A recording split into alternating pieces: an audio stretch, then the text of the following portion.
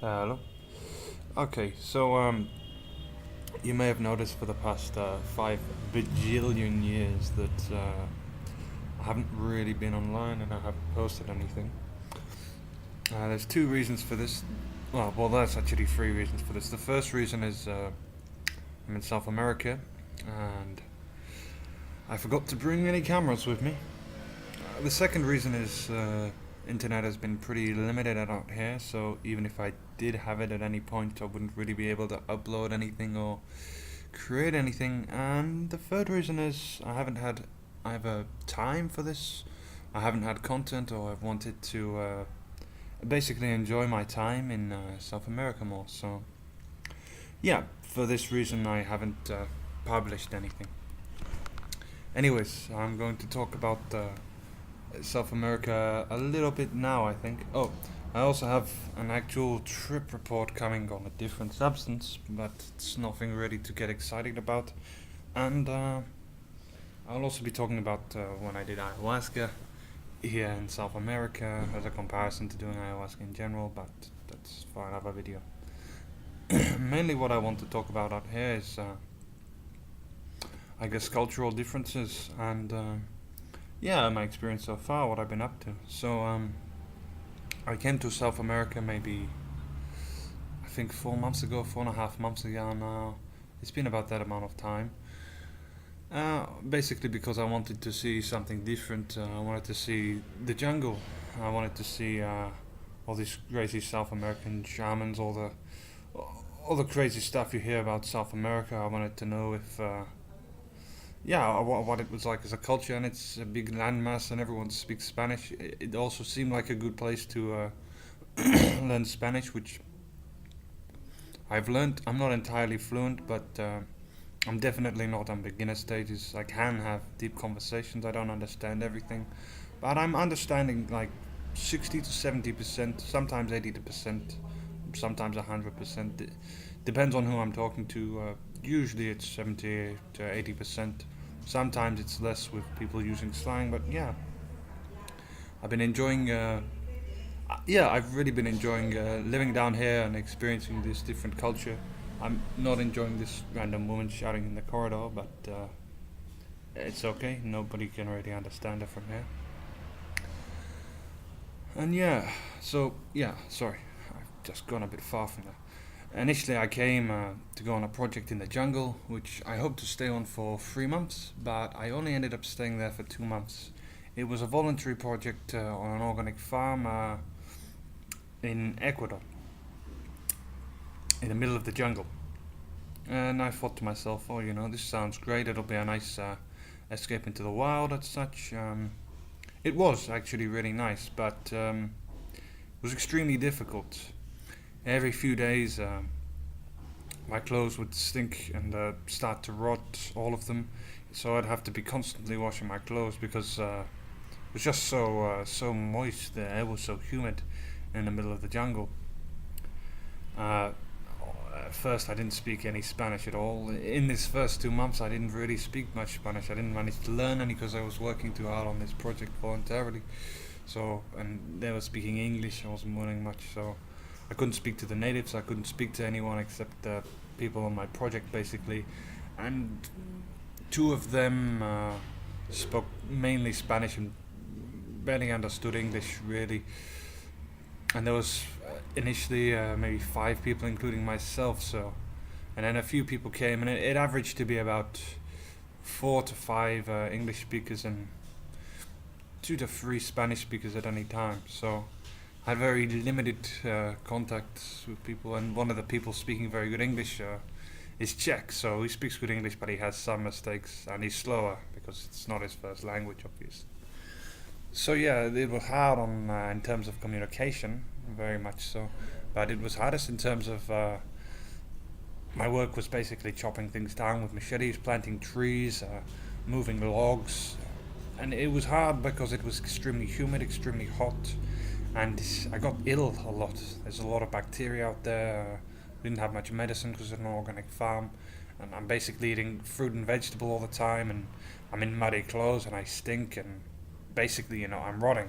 I'm rotting from the outside. I've got rotten bacteria going into me constantly. I'm eating fresh fruit and whatever, and that sounds good, but I'm not very hygienic at this point. So I'm eating all this lovely fresh stuff, and all this horrible bacteria is coming into me. So every week or two, I had diarrhea for about 3 to 4 days.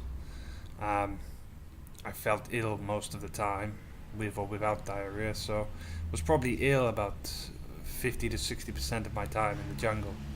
It's something I didn't really prepare for, and just how hard it is. The mosquitoes used to bite the shit out of me. My legs were just. They weren't legs, they were just red mosquito bites. Thousands of red mosquito bites going on and on and on. So, yeah, I became just a mosquito bite victim for a lot of my time there. It was very strenuous on me physically in terms of my muscles as well, because, I'm doing hard manual labor. And it was very dangerous in terms of the diseases, and it was very dangerous in terms of extremely poisonous animals. We're right next to one of the rivers out there.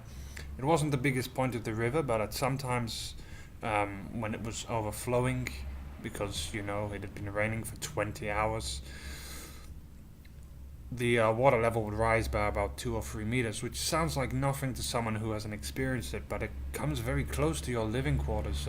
The water is sometimes 2 meters away from your living quarters, and when the water's this high, it's dangerous because much bigger animals from above the river, bigger crocodiles, bigger snakes, I'm talking anacondas and very large alligators.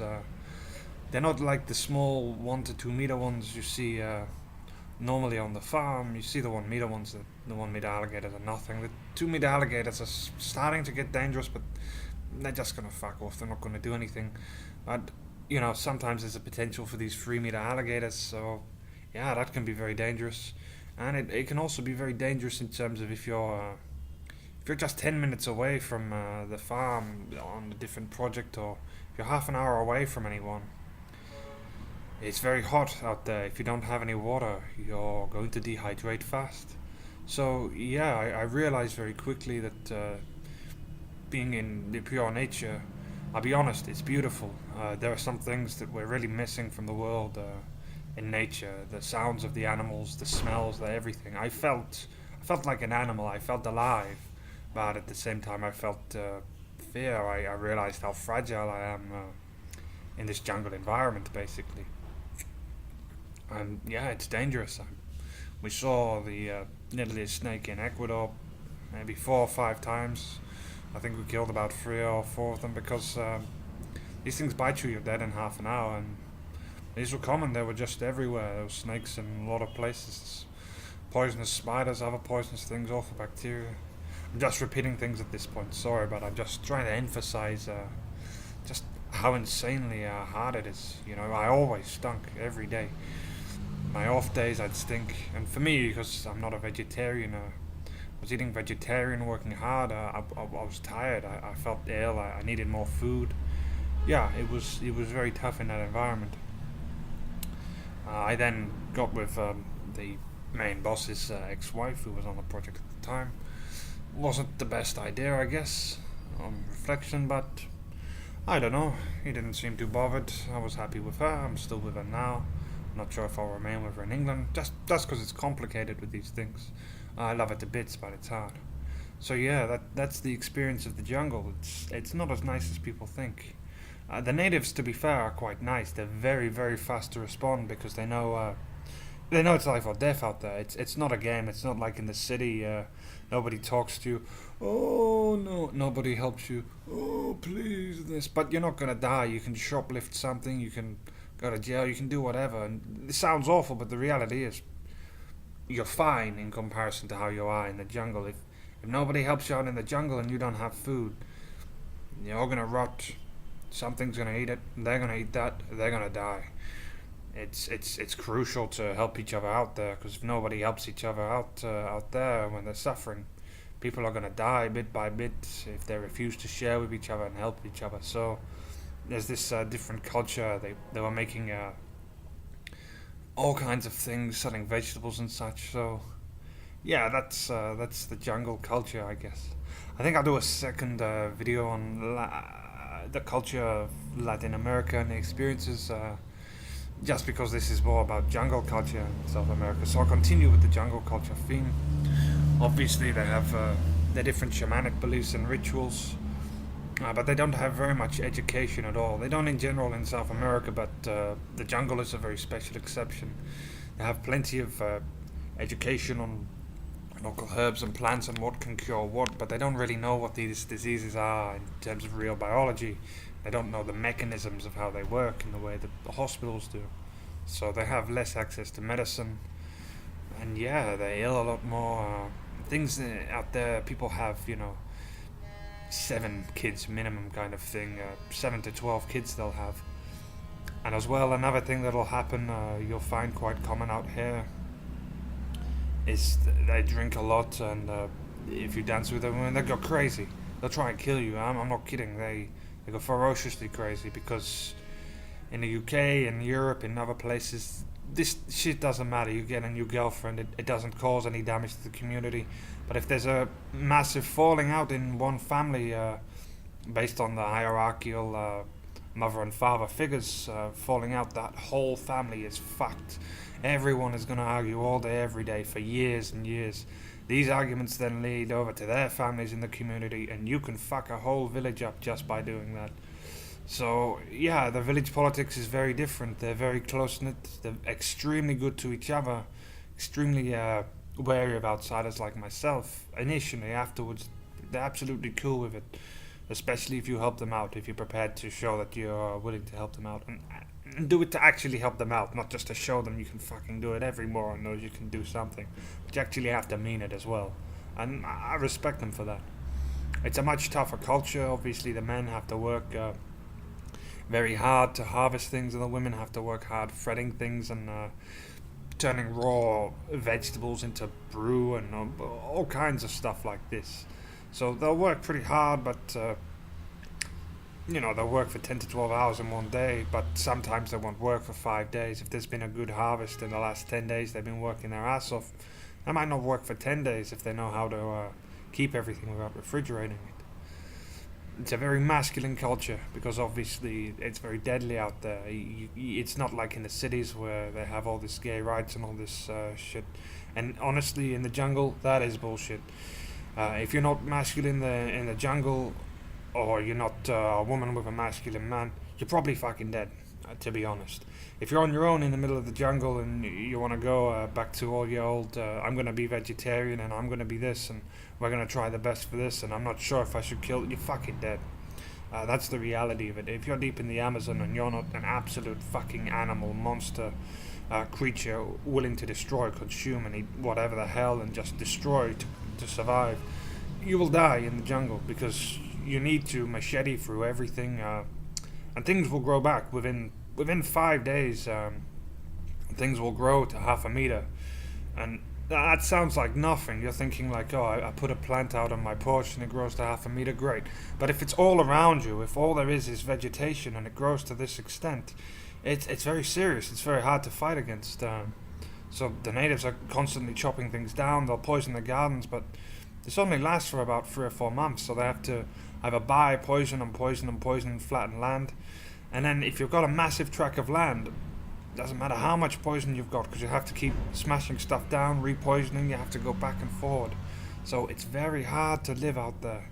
It's a very masculine, strong culture, and before I didn't really used to agree with the ideals of this masculine-feminine separation. I don't in the cities, I don't really in places like this, but in the jungle and in extreme survival situations, I absolutely fucking understand why now. To the depth of me, I understand this. Those men were killing extremely poisonous creatures. Any moment those could have killed them. The natives, while they're on their rafts, they'll machete an anaconda underneath them, and you have to be prepared for this to happen all the time. So I absolutely understand it out there. Anyway, I'm getting to 15 minutes and I don't want to get over that, so I think I'll end this jungle description here, and just, yeah, thanks for watching, hope you enjoyed, I hope that was a good summary. I'll make another video on just general Latin American culture stuff. I might make another, because obviously I've been here a while and I got a lot to talk about, but I might not. Anyway, thanks for watching, I hope you enjoyed it, and Yeah, have a good day.